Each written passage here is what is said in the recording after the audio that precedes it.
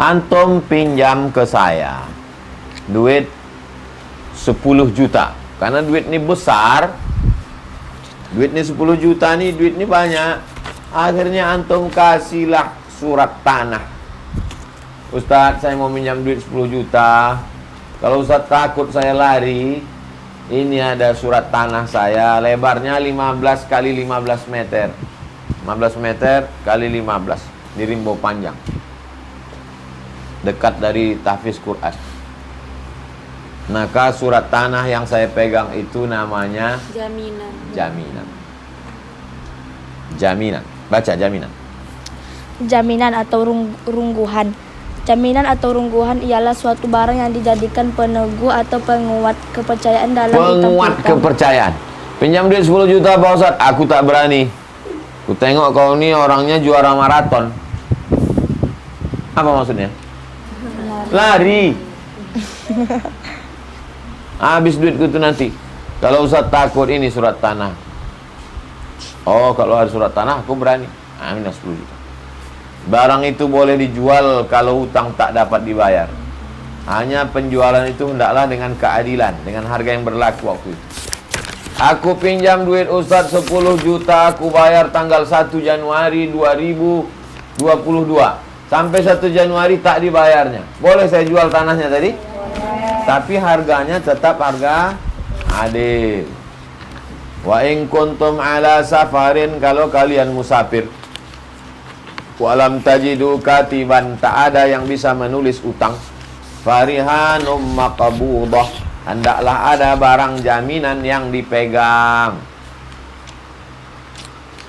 Nabi pernah meminjam gandum kepada orang Yahudi. Sebagai jaminannya baju besi Nabi. Boleh kita minjam kepada orang tak Islam?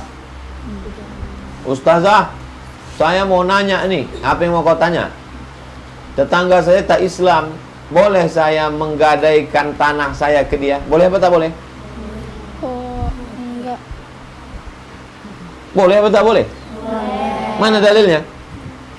Nabi menggadaikan baju besinya kepada orang Yahudi. Yahudi itu tak Islam. Kalau Yahudi jadi Islam namanya Muslim.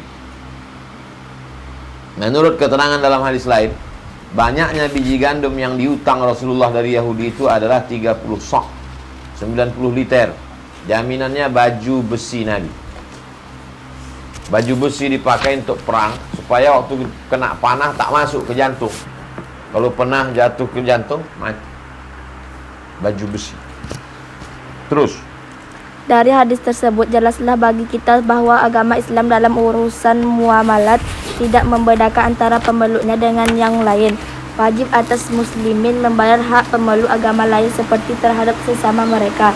Begitu juga tidak halal harta mereka selain dengan cara yang halal terhadap sesama muslim. Ustaz, saya punya tetangga. Kemarin saya pinjam pancinya sama kompor waktu nikah anak saya. Sampai sekarang tak saya balikkan Pak Ustaz. Kenapa tak kau balikkan? Karena dia tak Islam. Boleh apa tak boleh? Walaupun dia tak Islam, tetap bayar hutang. Rukun rungguhan. 1. Lafaz kalimat akad seperti saya rungguhkan ini kepada engkau untuk utangku yang sekian kepada engkau. Jawab yang berpiutang, saya terima rungguhan ini. Adapun yang memberikan jaminan menerima itu keduanya hendaklah ahli tasarruf. Ahli tasarruf itu maksudnya punya ilmu dalam bidang administrasi. 3. Barang yang dirungguhkan, tiap-tiap zat yang boleh dijual boleh dirungguhkan dengan syarat keadaan barang itu tidak rusak sebelum sampai janji utang dibayar. Aku mau minjam duit Pak Ustadz. Apa jaminannya? Ini ada sepeda motor. Mana sepeda motornya? Ini. Bannya kempes, businya hilang. Rupanya udah tak hidup 5 tahun yang lalu. Dikasihnya ke saya hanya karena di rumahnya udah banyak betul penuh. Tak betul nih orang. 4. Ada utang. Disyaratkan keadaan utang telah tetap. Terus. Apabila barang yang dirungguhkan diterima oleh yang berpiutang, tetaplah rungguhan. Dan apabila rungguhan telah tetap, yang punya barang tidak boleh menghilangkan miliknya dari barang itu, baik dengan jalan dijual ataupun diberikan dan sebagainya, kecuali dengan izin yang berpiutang. Apabila barang yang dirungguhkan rusak atau hilang di tangan orang yang memegangnya, ia tidak wajib menggantikan karena barang rungguhan itu adalah barang amanat, percaya mempercayai, kecuali jika rusak atau hilangnya itu disebabkan kelalaiannya. Pinjam duit Pak Ustadz 10 juta, apa jaminannya? Aku tak percaya sama kamu. Ini sepeda motorku Pak Ustadz, saya pakai, letakkanlah situ. Letakkan, hilang. Wajib tak saya ganti? Tengok dulu. Udah dikunci stangnya, kunci ban belakang, kunci depan, dililitkan ke rantai besinya, ke pokok matoa, dipotong orang matoa itu tengah malam. Wajib tak saya ganti? Tidak, karena bukan kelalaian saya, memang kejahatan luar biasa. Tapi kalau saya letakkan kuncinya di situ, tiba-tiba hilang, wajib tak saya ganti? Wajib. Kenapa wajib ganti? Kelalaian. Orang yang meletakkan sepeda motor dengan kuncinya, itu sama artinya dia menulis di situ, ambillah aku. Terus. Manfaat barang yang dirungguhkan. Orang yang punya barang tetap berhak mengambil manfaat dari barang yang dirungguhkan, bahkan semua Ustadz, pinjam duit 10 juta. Apa jaminan? Ini sepeda motorku Pak Ustadz. Ayah, mari STNK BPKB-nya. Saya pegang STNK BPKB-nya. Tiba-tiba besok datang dia. Ustadz, mau ku pakai sepeda motorku untuk jemput anakku sekolah. Boleh apa tak boleh? Tidak. Baca. Orang yang punya barang tetap berhak mengambil manfaat dari barangnya. Boleh apa tak boleh? Boleh. Tadi katanya tidak. Terus. Bahkan semua manfaatnya tetap kepunyaan dia. Kerusakan barang pun atas tanggungannya. Ia berhak mengambil manfaat barang yang dirungguhkan itu walaupun tidak seizin orang yang menerima rungguhan. Tetapi usaha untuk menghilangkan miliknya dari barang itu atau mengurangi harga barang itu tidak diperbolehkan kecuali dengan izin orang yang menerima rungguhan. Maka tidaklah sah bila orang yang merungguhkan menjual barang yang sedang dirungguhkan itu, begitu juga menyewakan apabila masa sewanya itu melalui masa rungguhan. Ustadz, aku pakailah motor jaminan ini untuk ngantar anakku sekolah. Ya. Udah jam 5 sore tak balik-balik dia. Assalamualaikum, waalaikumsalam. Mana motor itu? Ku jual Pak Ustadz. Boleh apa tak boleh? Tidak. Tak boleh. Karena jaminan dia itu. Dia hanya punya hak pakai. Oke. Terus. Orang yang memegang rungguhan boleh mengambil manfaat barang yang dirungguhkannya dengan sekedar ganti kerugiannya untuk menjaga barangnya. Bertambah barang. Bertambahnya barang yang dirungguhkan. Tambahan yang terpisah seperti buah, telur atau anaknya yang dan lahir sesudah Pinjam duit dirungguhkan. Pak Ustadz 1 juta Pak Ustadz. Aku tak percaya sama kau. Apa jaminannya? Ini kambing Pak Ustadz. Saya tambatkan kambing situ. Rupanya kambing itu sudah hamil tua. Tiba-tiba melahirkan kambing. Punya anak kambing. Siapa yang berhak punya anak kambing? Baca. Tidak termasuk barang rungguhan, tetapi Anak kambing itu tidak termasuk barang jaminan. Tetapi tetap kepunyaan orang yang bukan. Maka jika barang rungguhan itu dijual oleh yang memegang rungguhan, tambahannya itu tidak boleh ikut dijual. Sebab tambahan itu tidak dirungguhkan. Aku pinjam uang Pak Ustadz 1 juta, ku bayar tanggal 1 Agustus. Malam 1 Agustus beranak kambing itu. Pada tanggal 1 Agustus, bolehkah saya jual induk kambing itu? Boleh. Barang jaminan boleh dijual. Anaknya boleh saya jual? Boleh. Kenapa anaknya tak boleh dijual? Karena itu bukan barang Tambah. tambahan.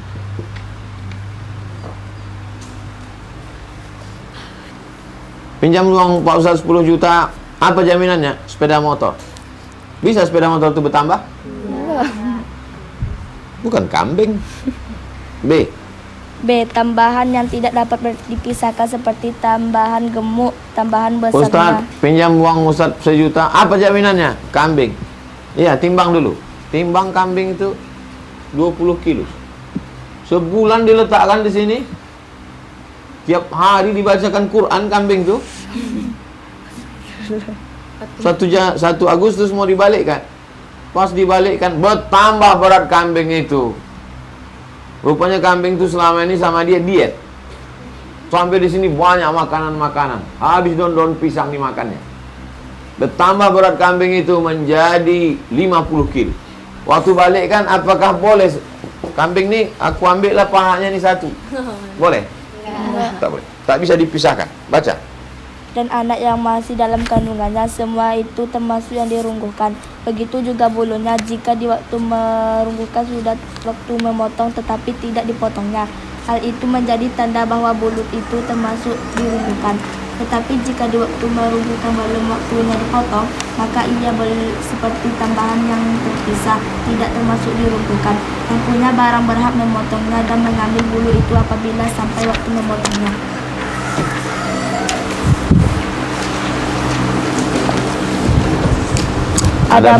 Adapun rungguhan yang berlaku di negeri kita ini, seorang yang merungguhkan sawah atau pohon kelapa, semua penghasilannya diambil oleh yang memegang. Hal itu tidak sah dan tidak halal. Sebab Nih menjadi catatan nih.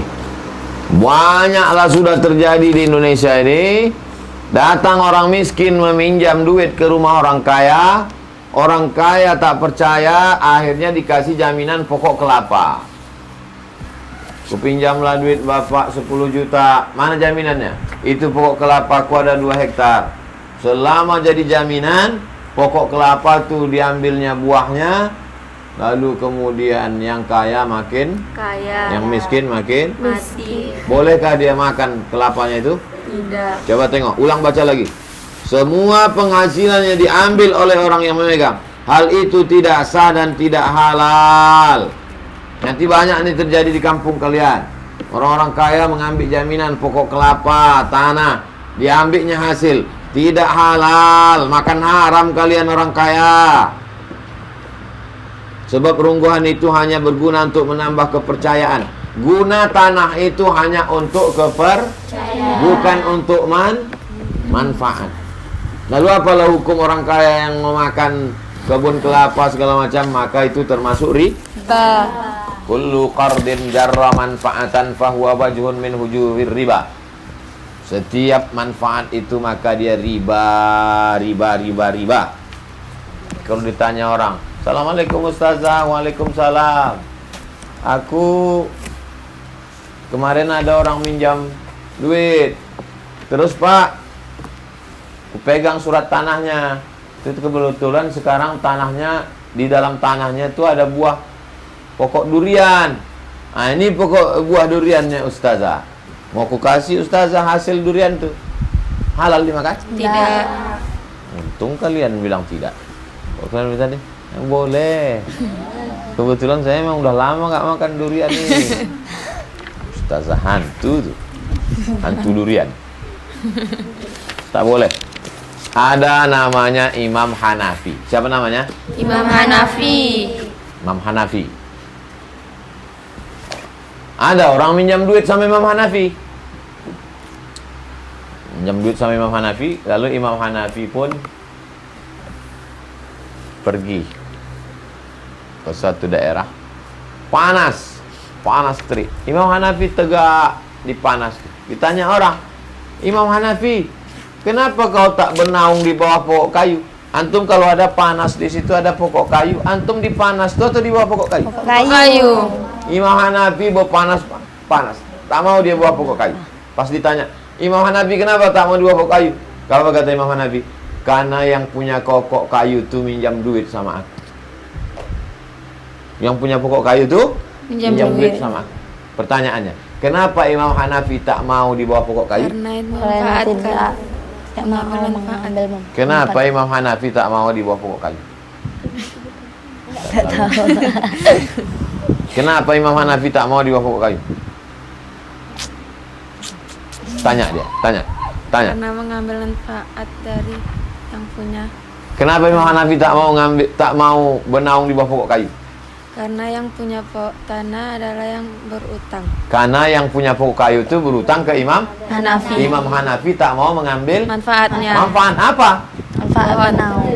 Berteduh di bawah pokok kayu pun dia tak mau. Apalagi mengambil Win.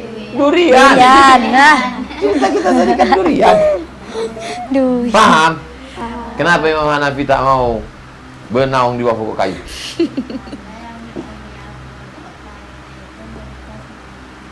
Mantap.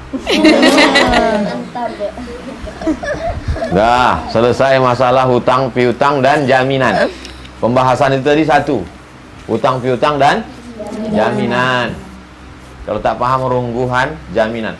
Banyak. Ada tak kalian jumpa beberapa kosakata yang tak dipakai lagi sekarang? Ada. Kosakata zaman dulu yang tak dipakai karena buku ini dah tua. Syekh Sulaiman Rasyid ini jadi alumni Azhar 1935. Dah tua. Dah, sekarang kita pindah pembahasan baru. Namanya hiwalah.